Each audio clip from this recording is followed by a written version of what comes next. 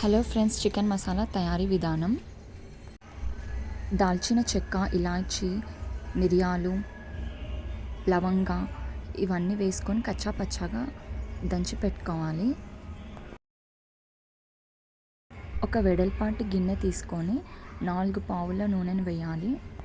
దంచి పెట్టుకున్న గరం మసాలా వేయాలి, సాహి జీరా వేయాలి, 2 బగారా ఆకులు వేయాలి. ఇదంతా ఫ్రై అవ్వాలి.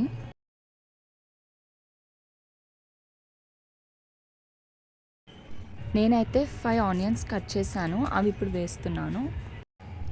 కలుపుకోవాలి. ఈలోపు పుదీనాని వాష్ చేసుకొని కట్ చేసుకోవాలి.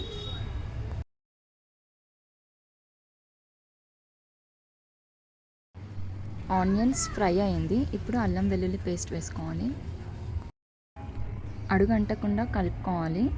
అల్లం వెల్లుల్లి పేస్ట్ స్మెల్ పోయాక 1 స్పూన్ పసుపు వేసుకోవాలి.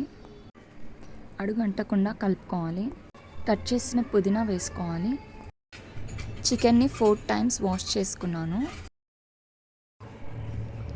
పుదీనా ఫ్రై అయిపోయింది. క్లీన్ చేసుకున్న చికెన్ ముక్కల్ని వేసుకోవాలి. అడుగంటకుండా కలుపుకోవాలి. మూత పెట్టుకొని 15 మినిట్స్ మగ్గనివ్వాలి.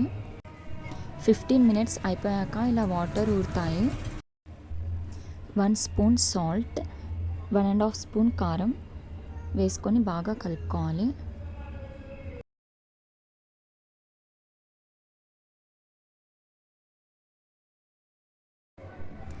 మరో 20 మినిట్స్ మూత పెట్టుకొని బాగా మగ్గనివ్వాలి.